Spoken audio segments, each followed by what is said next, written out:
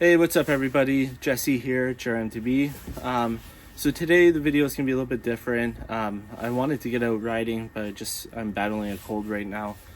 So I figured I'd do a quick, just a one-on-one conversation with you guys and give you a quick update. So as you know, I have a Trek Slash. It's a Gen 5 2023 frame, size medium. And one thing I've been thinking about is trying a mullet setup, and with some recent issues with my rear rim, I've multiple dents that are just really bad. My spokes are just stripped from me doing a terrible job trying to tighten those. I figured I'd take advantage of this opportunity and then try the mullet setup. My buddy who just upgraded his bike has a 27.5 setup, and it just felt so nice. I want to be able to have really good control in corners. I want to have fun hitting jumps. I plan on doing a lot of bike park riding, and I really want to be able to do manuals and things like that I'm so used to being able to do on a 26er. So I've upgraded the back wheel. It's not necessarily an upgrade. I actually went with the exact same rear wheel that I currently have, but just in a 27.5. So I still have the Bontrager Line Comp 30. And the reason why I went with this wheel, a couple of reasons. I was looking at potentially getting the Spank Spoon, but then it doesn't come with the J Hex rear hub. You have to upgrade to the Spank Spike, which is about $585. But this Bontrager Line Comp 30, it's $285, which is really cheap. And you get 108 points of engagement with the hub. And you might be able to hear it, but yeah.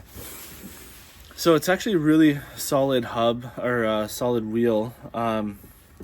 It's not downhill rated or anything, but it's done me really well over the last season, and even with dents and dings, there's never any leakage in the sealant, and so it's a really good wheel set. So I'm running a mullet setup. So I have the 27.5 in the rear, 29 in the front, same rims, same wheels. I did change my tires. I did go with Max this time. When I had the 29 full setup, I had the Specialized Eliminators, which are actually really great tires. I love them, but I wanted to try something different. Maxxis has really nice grip, and with some recent crashes, I found that my tires just weren't supporting me the way I'd want them to, especially when I'm going down slippery rocks or doing corners and stuff. So I have the Dissector rear tire. It's a 27.5 2.4. I did want a little bit of a wider wheel, but 2.4 is fine. It's gonna roll fast. And the Dissector, it's not a downhill wheel, but it's kind of like that middle ground for a trail wheel, trail tire. But it still has really good knobs on the side to kind of get that grip in, but it should be fast rolling. And then I have the Maxxis the Minion DHF. I forgot what it was called on the front, and the front is a 2.6, so keeping it real beefy. The front tire is what is going to give you the confidence in a corner.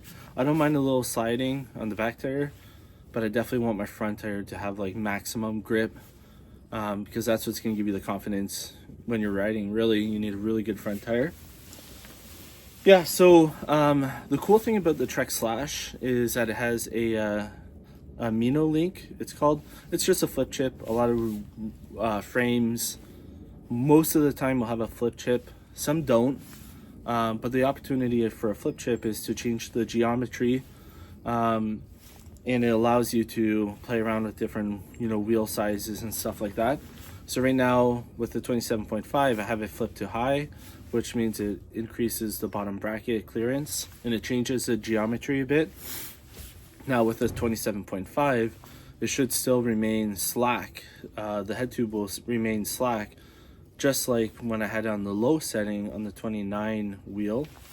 So it should be fine. I did change my crankset as well. I have the race phase effect. It's a really cheap crankset, but the arms are 170. Before I was running a SRAM 175 arm length. I still wanted something even smaller, like a 165, but it's actually really hard to find shorter cranksets right now. It's probably because everybody's talking about them on YouTube and stuff, and everybody wants to try them, but I'm hoping that the 170 will still give me enough clearance that I'm not clipping a pedal. But I still always keep that in the back of my mind anyways when I'm, going through super enduro terrain.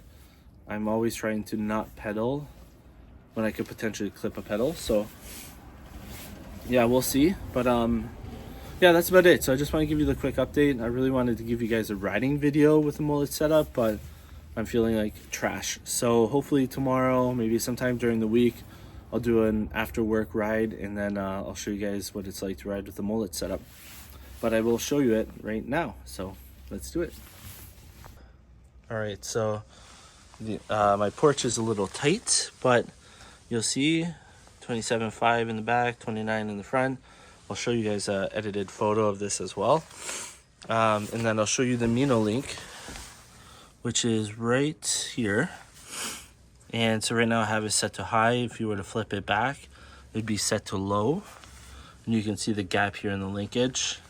It's a really quick indicator if you want to know if you have yours set to like a high or low.